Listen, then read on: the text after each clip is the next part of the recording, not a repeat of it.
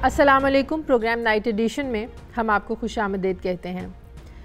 नाजरीन, पंजाब की आबादी 12 करोड़ है और यह आबादी के लिहाज से दुनिया का चौथा बड़ा सूबा है। इसकी आबादी दुनिया के 130 ममालिक की आबादी से भी ज़्यादा है।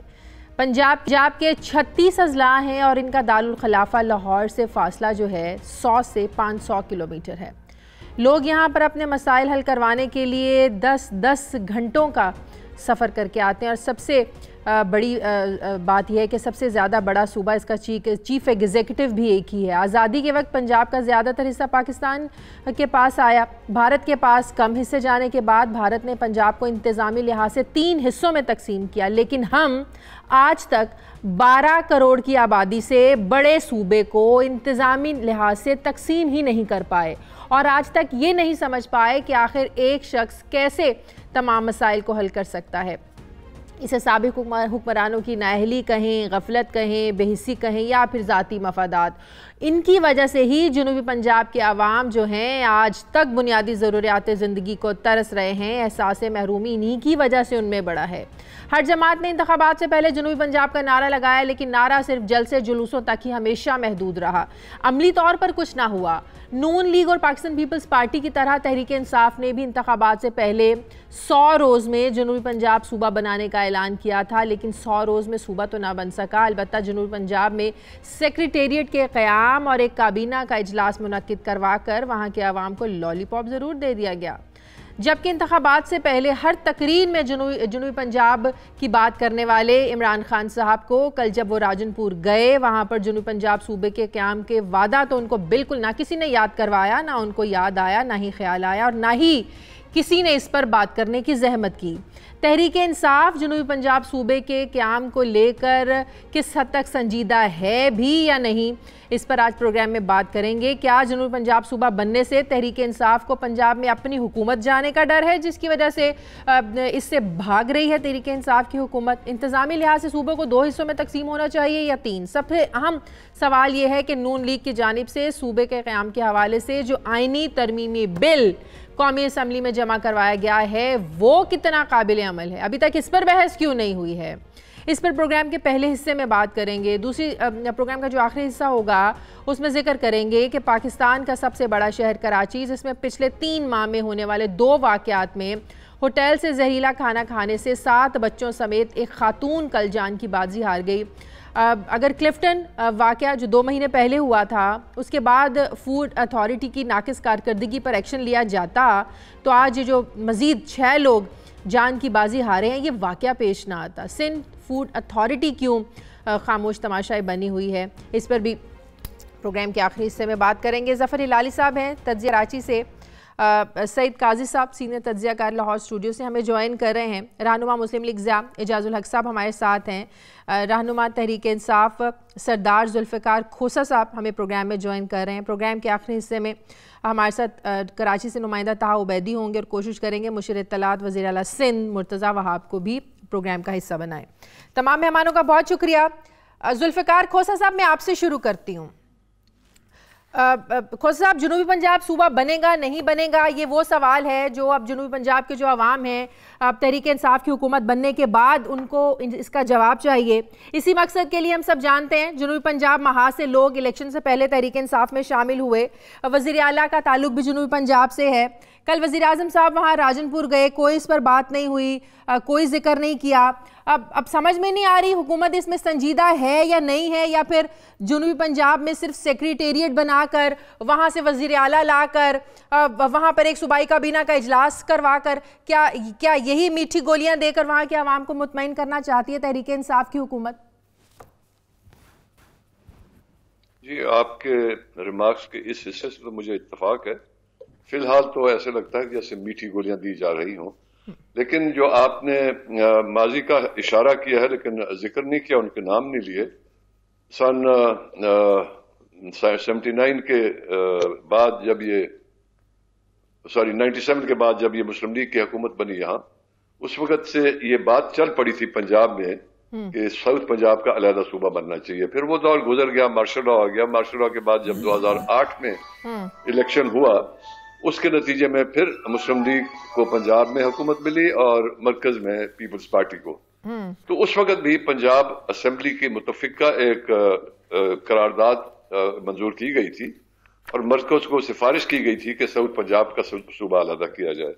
और उस वक्त का वजीर आला पंजाब शहबाज शरीफ जहां जाता था साउथ पंजाब के किसी इजला में, तो वहां बरमला कहा करता था, जी हम तो ये चाहते हैं लेकिन पीपल्स पार्टी की मरकज में हुकूमत है तो वो नहीं कर रहे। अब देखिए वो उनका भी दौर गुजर गया। फिर 2008 के बाद पीपल्स पार्टी ये मुस्लिम लीग का, नून का प्राइम मिनिस्टर था और नून का ही चीफ मिनिस्टर था। उस वक्त तो 8 में तो ये कह दिया गया था कि पीपल्स पार्टी का प्राइम मिनिस्टर है, उनकी हुकूमत है, वो नहीं मानते। हाँ। अब जब 13 में दोनों जगह पे भाई, बड़ा भाई प्राइम मिनिस्टर, छोटा भाई चीफ मिनिस्टर, उस 5 साल अरसा में क्या रुकावट थी? सिर्फ हिर्स से इक्तदार। मैं बरमला कह रहा हूं कि इनको इतना, चले वो तो उनकी नाकामियां हो गई। खोसा साहब अब ये बताएं कि अब तो मरकज में भी आप बैठे हैं, पंजाब में भी आप बैठे हैं। मैं आ रहा हूं ना, मुझे आप मौका दीजिए जी, मुझे मौका दीजिए ना, मैं आ रहा हूं इस तरह। अब आपने अपने इब्तिदा में ये कहा कि क्या इसमें कोई इक्तदार की वजह है, फलां वजह है, फलां वजह है, या ये है कि ऊपर का पंजाब टूट जाएगा, वो उधर शायद पीटीआई की हुकूमत ना बने। तो ये एक बड़ा इंपॉर्टेंट पॉइंट आपने जाहिर किया है। जब इस पार्टी ने इलेक्शन के दौरान भी यही कहा और इलेक्शन जीतने के बाद भी यही कहा कि हम साउथ पंजाब को अलहदा सूबा बनाएंगे, इस पे कुछ लोग शामिल हुए थे जो पीटीआई में नहीं हुआ करते थे, लेकिन शामिल हुए थे और टीवी पे आके उन्होंने कहा था हम इस चीज पे शामिल हो रहे हैं, इस वादे पे शामिल हो रहे हैं कि साउथ पंजाब का सूबा बनाया जाएगा। उसमें से कुछ लोग अब मिनिस्टर वगैरह बने बैठे हैं। बस यही तो लगता है कि कुछ लोगों को वजारतें मिल गई, मुशीर बन गए, तो वो अब खामोश हो गए। अगर मुझे मुकम्मल करने दें, मुकम्मल करने दें ना, मैं ये समझता हूं कि अब वो लोग क्यों खामोश हो गए। चलिए इमरान खान का या टॉप लीडरशिप की तो कोई और मसले होंगे। एक मसला ये भी है कि शायद अपर पंजाब में इनकी अक्सरियत नहीं रहेगी, वो तो उनका तो होगा, लेकिन जिन हजरात ने पीटीआई में शमूलियत इस अहद पे की थी कि साउथ पंजाब का सूबा बनाया जाएगा, जो आप कह रहे हैं सेक्रेटेरिएट का, इसमें तो मेरे बेटे ने, पंजाब कैबिनेट के मेंबर थे वो, और उन्होंने 2013 की असेंबली में ये कहा था, मियां साहब कि अगर इस वक्त आपका सूबा बनाना मुश्किल हो रहा है तो मेहरबानी करें, अगर चीफ सेक्रेटरी यहां है तो एडिशनल चीफ सेक्रेटरी जो है वो मुल्तान में बैठ जाए, इसी तरह सेक्रेटरी पंजाब में हो तो एडिशनल सेक्रेटरी उस सूबे में नीचे जाके बैठ जाए। और वो बड़ा खुश हुआ शहबाज शरीफ कि चलो हमारी शायद जान छूट जाएगी, उसके दिल में यही फूटा होगा ना कि दूसरा सूबा नहीं बनाना पड़ेगा, इस पे अगर ये मुतमैन होते हैं। लेकिन 2 सेक्रेटरी सिर्फ भेजे गए थे, एडिशनल सेक्रेटरी मुल्तान, और वो भी महीना भी नहीं बैठे थे, वापस चले गए और सारी फिर खामोशी हो गई। बिल्कुल ऐसे। अब इनके पीटीआई के एक सीनियर लीडर है, मैं नाम नहीं लेना चाहता, वो खुद समझ जाएंगे। अब वो कहते हैं अगर साउथ पंजाब में सूबा बने तो लोधरा में हेडक्वार्टर बनाया जाए। लोधरा का किस तरह से हक बनता है? वो एक छोटा सा शहर है और एक छोटा सा जिला है, उसमें 2 MN है सिर्फ। ये जातियात पे आ रही है मेरे ख्याल में तो बात।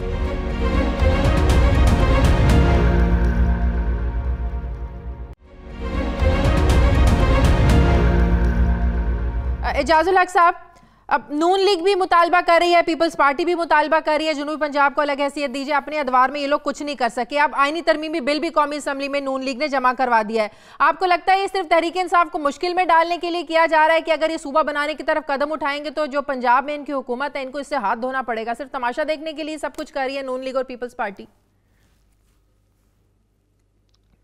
बिस्मिल्लाह रहमान रहीम। बहुत खोसा साहब ने तो बड़ी डिटेल में बात कर दी है। बात यह है कि सारा सियासत कर रहे हैं, पॉलिटिक्स है, और जनूबी पंजाब से वोट लेने के लिए हमेशा ये नारा इलेक्शन से पहले लगा है और इलेक्शन जीतने के बाद कभी भी ये नारा सामने नहीं आया, बल्कि आवाज नहीं उठाई उस वजह जाती है। खोसा साहब को मालूम होगा जिन्होंने जनूबी पंजाब सूबे के लिए एक तहरीक भी चलाई, कुछ जलसे जुलूस भी किए, अवेयरनेस भी उठाई।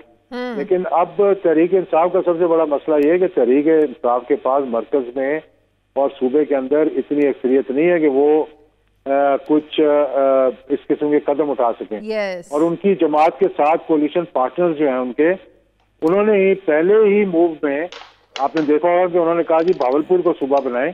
और ये भावलपुर को सूबा बनाने का जो शोशा है वो इसलिए छोड़ा जाता है कि इस पूरी तहरीक को जो है वो दबा दिया जाए। तो मेरा नहीं ख्याल कि इतनी जल्दी हम इसको बना सकेंगे। माजी के अंदर मैं इस वक्त भावल नगर में बैठा हुआ हूँ अपनी कॉन्स्टिट्यूंसी के अंदर। ये जनूबी पंजाब का एक मरकज है। यहाँ से अगर पर एकड़ देखा जाए सबसे ज्यादा कॉटन, सबसे ज्यादा गंदम जो है वो ये इलाका, हमारा इलाका जो है वो देता है। लेकिन तमाम हुकूमतों ने माजी के अंदर इस इलाके को इग्नोर किया। क्यों? कि हम बॉर्डर के साथ हैं। इनके लिए जनूबी पंजाब शुरू होता है मुल्तान से जाता है भावलपुर, भावलपुर से रहीमियर खान, और डेरा गाजी खान तो खुर्सा साहब कह रहे हैं, लेकिन डेरा गाजी खान तो बहुत दूर है। इस तरह डेरा इस्माइल खान वाले, मियाँ वाले वो भी कह रहे हैं। लेकिन आप देखें जब ये कदम उठाया जाएगा, मैं तो समझता हूँ कि 9 सूबे बनने चाहिए पूरे पाकिस्तान के अंदर। क्या पीपल्स पार्टी सिंध के अंदर इस बात को गवारा करेगी? क्या बलोचिस्तान के हम 2 सूबे बना सकते हैं? क्या सिंध में हम 2 सूबे बना सकते हैं? तो इसलिए पंजाब क्योंकि बहुत बड़ा है, 62% पाकिस्तान का है, तो 62% तो जो हुक्मरानी कर रहा है वो पंजाब पे नहीं, पाकिस्तान। लेकिन अब मसला ये लग रहा है कि जो लोग जनूबी पंजाब महासूबे में इलेक्शन से पहले ये जो यहाँ पर लोग शामिल हुए थे, अब वो लोग आवाज क्यों नहीं उठा रहे हैं? वो बड़ा खामोश बैठे हैं कि वजारतें मिल गई, मुशीर बन गए। मसला तो है जब वहां के अपने लोग आवाज नहीं उठाएंगे तो तहरीक इंसाफ के अंदर के लोग वो कैसे फिर इनिशिएटिव ले सकते हैं इसमें? मसला तो वो लोग शामिल हुए थे 1 पॉइंट एजेंडे पे जी। ये जनूबी पंजाब जो ग्रुप था या तहरीक थी जो शामिल हुए थे, वो इसी वजह से शामिल हुए थे जी कि हम जनूबी पंजाब की आवाज उठा रहे हैं और हमें इस जमात ने यकीन दहानी कराई है कि ये सूबा बनेगा। अब उनमें से मेजोरिटी तो या वजीर है या मुशीर है। अब देखें ना, खुसरो बख्तियार साहब जो उसको लीड कर रहे थे, वजीर बन गए, भाई वजीर खजाना बन गए, तो आवाज कौन उठाएगा? बोलेगा कौन? काजी साहब देखिए, मैं तो कहता हूँ आप 10 सूबे बना लें, 15 सूबे बना लें, मसला क्या है?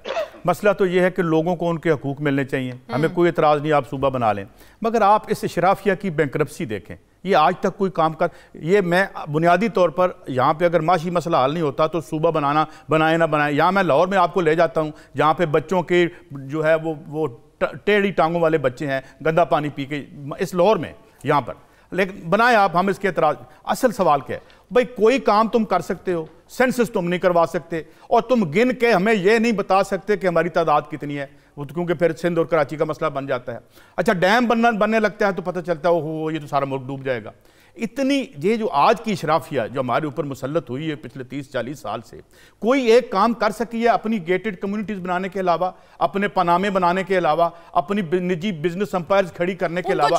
और हमें हमेशा ट्रक की बत्ती के पीछे लगा देते हैं कि पहले मार्शल लॉ में जूते पड़ते हैं, उससे बेजार होते हैं, फिर जमहूरियत में आके हमें जूते मारते हैं, फिर कहते हैं ओहो नहीं यार ये सारा मसला जो है ये बेसिक डेमोक्रेसी क्या है, वो लोकल गवर्नमेंट होनी चाहिए, वो वहां से हमें तहरीक इंसाफ का क्या मसला, इस पे बात करें। अब आ जाते हैं तहरीक इंसाफ। बिल्कुल ठीक कहा इन्होंने, तहरीक इंसाफ यहाँ पे लूज करती है अपना जो है पंजाब में लूज करती है। अब सवाल क्या है? अब इससे देखें ना, इसका सबक क्या निकलता है? सबक यह निकलता है कि ये जो आज निजाम मुसल्लत है और ये जो लोग इसमें हमारी जो लोग बैठे हुए हैं, ये आपको भूख जिल्लत के अलावा कुछ चीज नहीं दे सकते। ये आपको, यानी आप मुझे बताएं लाहौर के मसले हल हो गए हैं? अभी अपनी प्रोड्यूसर को कहें हल्का 120 में दिखाए किस गलाजत में से लोग चल के आते हैं। ये कोई काम नहीं कर सकते, ये सबसे निकम्मी रूलिंग क्लास है, मैं माफी चाहता हूं। और ये डेमोक्रेसी के 2 दौर भी देख लिए, अब तीसरे दौर में हम आ गए हैं। तो कोई एक जो फरीजा है भाई जो लोग 80% लोगों को गंदा पानी पीने पर मजबूर करते हैं। यहां पंजाब में इस वक्त सिर्फ 80,000 अताई हैं जो बंदों को मारे हैं। यहां पे 14,000 औरतें मर जाती हैं हर साल ज़चकी के दौरान, जिसमें से 10,000 से ज्यादा बचाई जा सकती हैं। यहां पे 2,45,000 बच्चे मरते हैं, जिसमें से 40% बच्चे गंदा पानी पीने से। ये जो आपको साफ पानी का गिलास नहीं दे सकते, कभी ये सूबे का चकमा देते हैं, कभी ये किसी और का चकमा देते हैं, मगर ये लोग देख रहे हैं। और मेरे ख्याल में तादेर अब ये लोग जो है। सही, मैं जरा ब्रेक ले लूं, ब्रेक के बाद हिलाली साहब वापस आएंगे तो इस पे बात करेंगे कि हुकूमत की तवज्जो सूबा बनाने की बजाय सिर्फ सेक्रेटेरिएट बनाने पर क्यों है, जिस पर भी इनकी पार्टी में कंसेंसस ही नहीं हो पा रहा कि मुल्तान में बने या बहावलपुर में बने। एक छोटे से वक्फे के बाद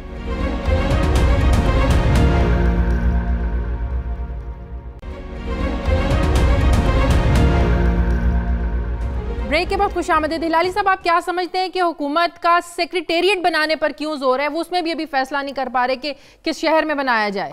पहले तो ये बताएं मुझे, इस सूबा पे एग्रीमेंट ही नहीं है कि कौन से एरियाज विल कंप्राइज दी सूबाज। ये भी पता नहीं चल रहा है 1 होगा या 2 होगा। और हमें तो कहा गया था कि 100 दिन में सब चीज़ हो जाएगा और फंक्शनिंग हो जाएगा। वेल 210 दिन हो गए, कोई फंक्शनिंग नहीं होगा और ऐसे ही चलें तो 1000 दिन में भी मेरे ख्याल में फंक्शन नहीं होगा। और फाइनली ये जो 20 दिन इलेक्शन के पहले बुज़दार साहब ने आके इमरान खान को जो ज्वाइन किया, तो 10 दिन के अंदर अंदर उन्होंने देखा कि ये बुज़दार साहब एक और वसीम अकरम हो गए हैं। देखिए ये वसीम अकरम के तो नाखून के बराबर नहीं है। मैं माफ़ करिए आपको पूछना चाहता हूं कि ये जो अब ये इस किस्म की लीडरशिप से कुछ नहीं होने वाला है। आप एक तगड़ा लीडरशिप लाएं, आप खोसा साहब को लाएं, आप वो सरवर साहब को बिठाएं और उनको कहें जाओ कैंपेन करो, पॉलिटिकल कैंपेन करो और ये सूबा बनाओ। ये उनके डायरेक्शंस होने चाहिए। आपका मतलब है मसला सिर्फ एक मजबूत वजीर आला के ना होने की वजह से है? मेरा मतलब है कि इमरान खान साहब इज क्लूलेस, उनको तो पता ही नहीं है क्या करना क्या नहीं करना। इसलिए मैं आपको बताता हूं। अच्छा एक सवाल का जवाब देते हैं। हाँ जी। एक 5 अरब रुपये का एक प्रोजेक्ट इन्होंने आइडेंटिफाई किया है। यस, ये PMLN ने तो 20-30 अरब रुपया का कर दिया। बिल्कुल एक प्रोजेक्ट 5 अरब रुपये का।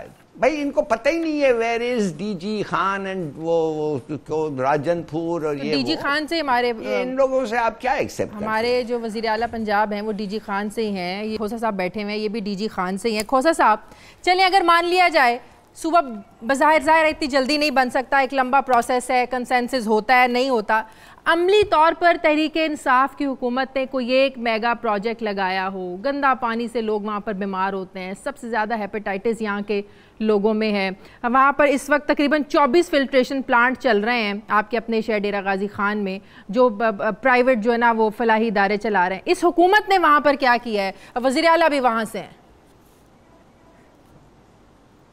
जी वज़ीर आला बिल्कुल यहीं से हैं और इन पर यह एतराज़ करना कि ये वसीम अकरम के एक 10वां हिस्सा भी नहीं, मैं इस एतराज़ से माजरत करूंगा, नहीं कहना चाहिए।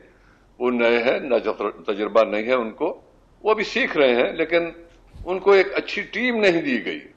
अगर टीम अच्छी हो तो कैप्टन खुद ही फिर उसमें रास्ते पे निकलते हैं, टीम के साथ चलते हैं। लेकिन जो एक एतराज़ किया हलाली साहब ने कि लाहौर में बच्चे अब तक इस वजह से मर रहे हैं कि गंदा पानी पीते हैं वगैरह वगैरह, बातें उनकी 100% ठीक होंगी, लेकिन वहां का वजीर आला 15 साल गुजार चुका है और उससे पहले उनका बड़ा भाई वो 2 टेन्योर्स एज चीफ मिनिस्टर और 3 टेन्योर्स एज प्राइम मिनिस्टर गुजार चुका है। ऑरेंज लाइन के लिए तो 264 अरब रुपया खर्च होता है और वो अपने शहर में जहां के वो रहने वाले हैं, अगर वो उनको पीने का साफ पानी नहीं दे सकते, अद्वियात मुहैया नहीं कर सकते, उनके बच्चे वहां बीमार हो रहे हैं, तो ये साउथ पंजाब से तो कोई ताल्लुक नहीं है ना। लेकिन अब हमें तो जवाब इसी हुकूमत से चाहिए ना, जो इसका नारा लगा कर आए हैं खोसा साहब, जवाब तो उसको पिछली मैं आ रहा हूं ना, मैं उनके एक जायज क्रिटिसिज्म, मेरी बात सुन लेना, मैं हलाली साहब के एक जायज क्रिटिसिज्म पर फर्दर ऐड कर रहा हूं। ये तो चीफ मिनिस्टर पंजाब उसी शहर से ताल्लुक रखता है और वो अगर सिर्फ अपने नाम अपनी नुमाइश करने के लिए इतने 264 अरब के प्रोजेक्ट बना रहा है और जो बुनियादी जरूरियात है अपने शहर की वो पूरी नहीं कर सकता, तो उसे जवाबदेह होना चाहिए। बाकी रहा कि बुज़दार साहब वो इसी वादे पे शामिल हुए थे कि इस इलाके को अलहदा सूबा बनाया जाएगा, जिनका जो वजीरों का नाम लिया गया वो भी इसी वादे पे शामिल हुए थे। बिल्कुल बिल्कुल कि इस इलाके को अलहदा सूबा बनाया जाएगा। हाँ, अगर इजाजुल हक साहब ने ये इतराज किया था कि उनके पास मरकज में या सूबा पंजाब में मेजॉरिटी नहीं है, सफिशिएंट वोट नहीं है, तो मैं उनकी करेक्शन के लिए अर्ज कर रहा हूं उनसे दबाना कि PPP और नून लीग ये 2 मेजर पार्टीज हैं पंजाब में, नून लीग और वहां ये दोनों मरकज में ये दोनों पार्टी, उन दोनों ने मुकम्मल यकीन दहानी करवाई है कि हम इस मंसूबे के साथ PTI के साथ इत्तेफाक करेंगे। तो फिर PTI का भी इनिशिएटिव लेगी? वो उज़र PTI के पास नहीं है। के बाद PTI का भी इनिशिएटिव PTI के पास वो उज़र नहीं है।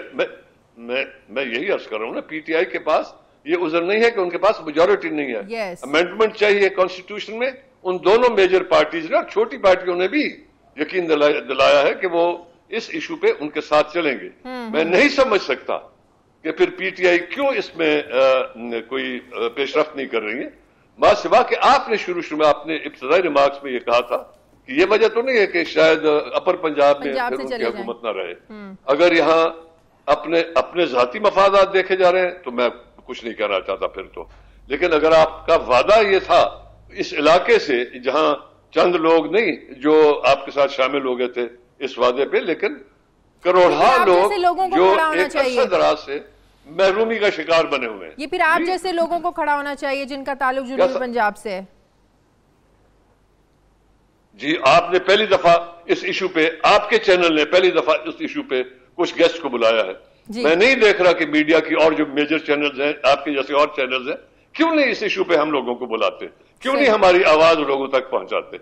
देखिए, ये नया पाकिस्तान तो तभी बनेगा जब आप लोगों की ख्वाहिशात का एहतराम करेंगे। लेकिन अगर वो पार्टी में आवाज उठाने से काम बनेगा, पाकिस्तान कहाँ आवाज तो आपको पार्टी में उठानी पड़ेगी। प्राइम मिनिस्टर साहब, आवाज तो मीडिया के जरिए हम उठा सकते हैं। देखिए मोहतरमा, मेरी बात सुने, हम मीडिया के जरिए आवाज उठा सकते हैं ना, कोई लाउड स्पीकर लगाने से तो आवाज नहीं पहुंच जाएगी ना मुल्क में। आप लोग बुलाएं ना, इस इशू पे बुलाएं, इस इशू पे 4-5 मेहमानों को ना बुलाएं, एक लार्जर गैदरिंग को बुलाएं और ये ले ओपिनियंस लें। और मैं नहीं चाहता कि दूसरे सूबे अपने आप को छोटा सूबा बनाएं, तकसीम करें, मैं नहीं जानता, लेकिन इस इलाके से तो ये मुत्तफिक का आवाज उठी हुई है। सही, इसमें कोई किसी का इख्तलाफ नहीं है। सही। इजाजुल हक साहब, फिर तो कोई रुकावट नहीं होनी चाहिए अगर पीपल्स पार्टी भी साथ चलने के लिए तैयार है और नून लीग भी।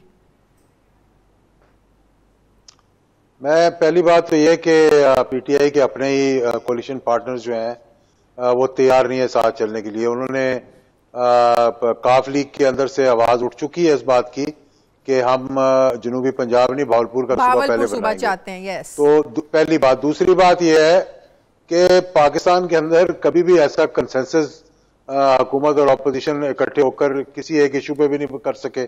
18वीं तरमीम पे कह रहे थे कि एक कंसेंसस पैदा हुआ, लेकिन उसका क्या फायदा हुआ, क्या नुकसान हुआ, ये मुझे मालूम नहीं। अगर ये बात है जो खोसा साहब ने की है कि पीपल्स पार्टी और पीएमएलएन जो है इसको सूबा बनाने के लिए तैयार है, तो कल ही मैं समझता हूँ इनिशिएटिव लेना चाहिए इमरान खान को, तो दूध का दूध और पानी का पानी हो जाएगा। क्योंकि इस स्टेज पर मैं नहीं समझता कि अपोजिशन जो है वो किसी इशू पर भी हुकूमत का साथ देने के लिए तैयार होगी, चाहे वो कोई तरमीम हो या कोई और मुल्क की बेहतरी के लिए हमने कोई इनिशिएटिव लेना हो। तो अगर ये बात है तो मैं समझता हूँ इससे बेहतर मौका नहीं मिलेगा कि आप सारी ऑपोजिशन को बुला लें और हुकूमत बैठ जाए उनके साथ और कहें जनाब ये एक ऐसा इशू है, बड़ा सेंसिटिव इशू है, इसके बारे में बहुत सी तकरीबन हर जमात ने इस इशू को उठाया है। लेकिन आपको भी ये बात समझ में आती है कि तहरीक-ए-इंसाफ इसीलिए इनिशिएटिव लेने से डर रही है कि यहाँ पर उनकी अक्सरियत खत्म हो जाएगी पंजाब असेंबली में? नहीं, मैं नहीं समझता कि अक्सरियत की वजह से वो इनिशिएटिव लेने से घबरा रहे हैं। मैं समझता हूँ कि कमिटमेंट ही नहीं है इस वक्त इतना बोल्ड इनिशिएटिव लेने के लिए। और आप देख लें, जरदारी साहब हों, बिलावल साहब हों, अपना शहबाज शरीफ साहब हों, वो मुल्तान आके जरूर कह देंगे जनाब कि हम जनूबी पंजाब के सूबे के साथ हैं, लेकिन कराची जाएंगे तो कहेंगे जी सूबे बनने नहीं चाहिए, दूसरे सूबे बनने नहीं चाहिए, क्योंकि उनको मालूम है कि अगर यहाँ पर वो ये सूबा बन गया तो फिर इंशाल्लाह पाकिस्तान के और सूबे बनेंगे। और आवाज उठ रही है वहां पर, वहां पर भी आवाज उठ रही है, कोटा सिस्टम है वहां पर और सिंध के अंदर, और सिंध में भी लोग जो है वो अपनी आवाज उठा रहे हैं इस बारे में कि जी एडमिनिस्ट्रेटिव सूबे बनने चाहिए। लेकिन हर जगह एडमिनिस्ट्रेटिव सूबे बनाने के लिए फिर वही एथनिक जो है वो चीजें सामने आ जाती हैं, जिसकी वजह से मुश्किलात पैदा हो जाती हैं।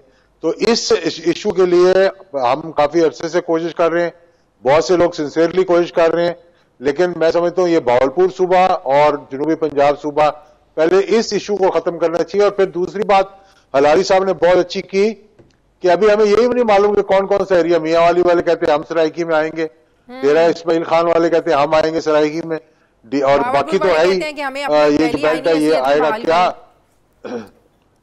हाँ, भावलपुर वाले कहें अगर भावलपुर की आईनी हैसियत बहाल करनी है तो फिर इसके खैरपुर वाले कहेंगे हमारी आईनी, स्वात वाले कहेंगे हमारी आईनी हैसियत जो है बहाल की जाए।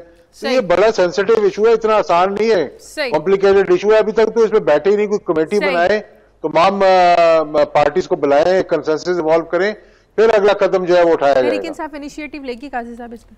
मेरा नहीं ख्याल तहरीक इंसाफ इतनी फंसी हुई है और जिस तरह से जो इत्तेहादियों में फंसी हुई है, इत्तेहादियों में फंसी हुई है, थिन उसकी मेजॉरिटी है उनकी, उसके बाद और बहुत बड़े इशू हैं। लेकिन मैं थोड़ा सा बात करना चाहता हूँ। बिल्कुल ठीक कहा अभी खोसा साहब ने कि ज़ाहिर है इन्होंने सारा पैसा जो है वो इधर लगा दिया और लेकिन ये है कि खोसा साहब के इख्तलाफात रहे हैं इनके साथ, मगर सीनियर मिनिस्टर भी रहे हैं और इनके साथ मुस्लिम लीग नून में भी रहे हैं, तो वो अपनी आवाज़ तो वो उठाते रहे हैं बहरहाल, लेकिन इस रूलिंग एलीट का हिस्सा थे जिन्होंने ये खिलवाड़ किया है इस मुल्क की मैशत के साथ। एक बात। दूसरी बात ये कि मैं अपने पुराने पॉइंट पे हूँ।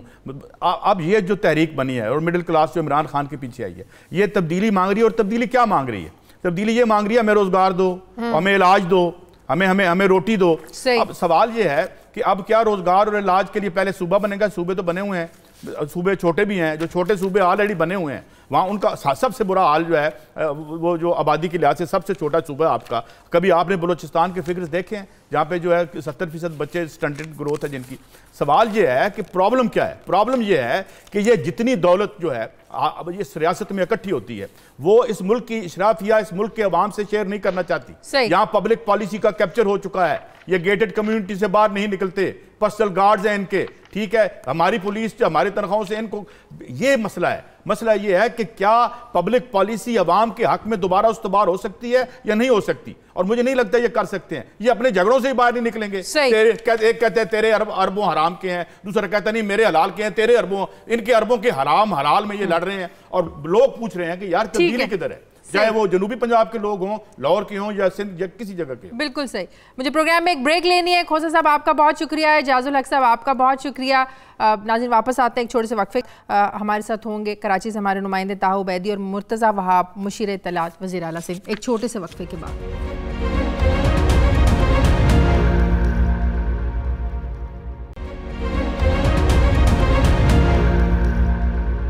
ब्रेक के बाद खुशामदीद। बड़ा ही अफसोसनाक वाक़या कल कराची में पेश आया। पशीन की एक फैमिली जो कराची घूमने के लिए आई थी, वहाँ अब सदर से उन्होंने बिरयानी ली, खाना लिया, रेस्ट हाउस गए, वहाँ खाना खाया। 5 बच्चे जिन्होंने खाना खाया उनकी भी डेथ हो गई, बच्चों की फुफ्फो उसकी भी डेथ हो गई, माँ बीमार हो गई। ये सारा क्या वाक़या है? तकरीबन 2 महीने पहले क्लिफ्टन में एक रेस्टोरेंट से एक फ़ैमिली ने खाना खाया था, वो भी उन बच्चों की भी डेथ हो गई थी। ये हो क्या रहा है कराची में?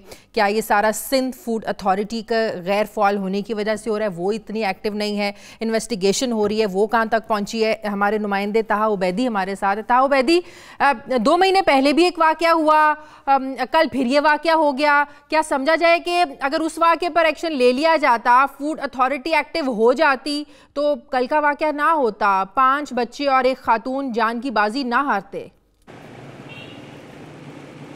कि बिल्कुल कराची में गैर मयारी खाना होटलों पर दस्तयाब होने का ये कराची में कोई पहला वाकया नहीं है। 2 महीने पहले जो वाकया रोनमा हुआ था जिसमें 2 बच्चे जाँ बहक हुए थे, अगर उससे ही सिंध हुकूमत नसीहत ले लेती तो ये वाकया रोनमा नहीं होता। बिल्कुल बलूचिस्तान से जो फैमिली कराची आई थी घूमने, उनके 5 बच्चे इस वाकये में जाँ बहक हुए और आज सुबह उनकी जो फुप्पो थी वो भी जाँ बहक हो गई। अगर देखा जाए तो सवालिया निशान है जो मुताल्लिका इदारे हैं उनकी कारकर्दगी पर। जब ये वाकया रोनमा होता है उसके फौरन बाद एक्शन लिया जाता है, होटल सील कर दिए जाते हैं, किचन का सर्वे किया जाता है, लेकिन उसके बाद जो है ये तमाम तर जो फिर मुजरिमाना खामोशी है वो नजर आती है। फिर ये वाकया रोनमा हो जाता है 5 बच्चों का, उसके बाद फिर जो मुताल्लिका इदारे हैं वो एक्शन करते हुए नजर आते हैं। आज भी शहर के मुख्तलिफ इलाकों में सिंध फूड अथॉरिटी ने छापामार कार्रवाइयां की हैं। 2 होटल के जो किचन्स हैं उनको सील किया गया। फूड अथॉरिटी इतनी एक्टिव है क्योंकि वो तो लगता है कि सियासत की नजर हुई हुई है। DG Sindh food authority Amjad लगारी पाकिस्तान पीपल्स पार्टी के एमएनए इमरान जफर लगारी के भाई हैं, जो डिप्टी डायरेक्टर है मजहर शेख, साबिक कमिश्नर कराची रोशन शेख उनके भाई हैं। आपको लगता है ये इतनी एक्टिव है तो सियासत की नजर है? सारे सियासी अपने बंदे भर्ती किए हुए इन लोगों ने। जी बिल्कुल, जो वजारत है वो भी अहम सियासी शख्सियात के करीबी समझे जाते हैं, जो वजीर का जिनके पास कलमदान है। और अगर आप देखें तो डीजी जो हैं वो एमएनए के भाई हैं और इसके अलावा रोशन शेख के जो भाई हैं वो भी अहम पोस्ट पे तैनात हैं। तो सिंध फूड अथॉरिटी की जो कारकर्दगी है उस पर बिल्कुल सवालिया निशान आता है। पहले भी सिंध फूड अथॉरिटी ने ये कार्रवाइयां की थी और ये दावा किया गया था कि जो गैर मयारी खाना कराची के होटलों में दस्तयाब है उसे सील किया जाएगा, उनके खिलाफ क्रैकडाउन किया जाएगा, जांच पड़ताल जो है वो मुकम्मल की जाएगी। लेकिन उसके बाद जो है जो खामोशी थी वो देखने में आई। अब ये 5 बच्चे जाँ बहक हुए हैं, एक फुप्पो उनकी जाँ बहक हुई है। हैं। उसके बाद फिर सिंध फूड अथॉरिटी जो कि बोतल में बंद हो चुकी थी, अब वो मंजर आम पर नजर आती है। वो कराची के होटलों पे छापामार कार्रवाई करती है, लेकिन जो SOP है या जो उनके तमाम तर कवानीन है उस पे जो है वो अमल दरामद करते हुए नजर नहीं आते, छापे मारते हुए नजर नहीं आते, होटलों पे जांच पड़ताल करते हुए नजर नहीं आते, होटलों की जो इंस्पेक्शन टीम है उस पे जो है छापा मारते हुए नजर नहीं आते। तो इस हवाले से जो सिंध फूड अथॉरिटी है उसकी कारकर्दगी पर भी जो है सवालिया निशान आता है। ठीक है, बहुत शुक्रिया ताउबैदी। हिलाली कराची में रहते हैं, 2 वाकयात हो गए हैं पिछले 2-3 महीनों के दौरान। ये हो क्या रहा है कराची में? कोई इस पर एक्शन नहीं लेता, ऑपोजिशन को उनसे फुर्सत नहीं मिलती अपने मसाइल से, और पीपल्स पार्टी को अपने मसाइल से फुर्सत नहीं मिलती है। उनके किसी बंदे को गिरफ्तार कर लिया, जब वो धरनों पर आ जाते हैं, इन मामलात को कुछ संजीदगी से लेता नहीं है। देखिए शाजिया, अच्छा इत्तेफाकन जब मुझे पता चला कि आज हम ये डिस्कस कर रहे थे तो मैं एक रेस्टोरेंट में बैठा हुआ था, और वो रेस्टोरेंट उतने फासले पे नहीं था, वो एरिजोना ग्रिल, जिधर इससे पहले 2-3 महीने पहले 2 बेचारे बच्चे, छोटे बच्चे मारे गए थे। अब उसके बारे में तो पता चला कि शायद वो गोश्त जो था वो 3 साल से ज़्यादा पुराना था। इसके बारे में मुझे जब मैंने पूछा एक आदमी को जो थोड़ा सा इन चीज़ों के बारे में जानता था और इस इंसिडेंट के बारे में जानता था, उसने कहा लगता है ऐसा है कि ये मुर्गी मरे हुए थे, इनको फिर ख़रीदा गया, और फिर ये इनको ऐसा होता ये है कि इनको फिर फ्रिज में स्टोर करके जब वो लाते हैं डिलीवरी देने के लिए, तो फिर उसको जब डीप फ्रीज करते हैं तो उसको गंदे से गंदा पानी में डालते हैं कि वो थोड़ा सा गर्म हो कि फिर पकान शुरू हो, और फ्रिजरेशन का कोई कॉन्सेप्ट नहीं है। तो अगर एक रेस्टोरेंट में बहुत खाना बन गया है एक दिन, तो दूसरे 2-3 दिन तक वो खाना देते रहते हैं लोगों को जो आते हैं, और वो 2-3 दिन के दौरान फ्रिज नहीं है इनके पास स्टोर करने के लिए। और बिरयानी, चिकन बिरयानी, इसलिए ये दुकान जो पकड़ा गया था ये स्टूडेंट बिरयानी का दुकान था।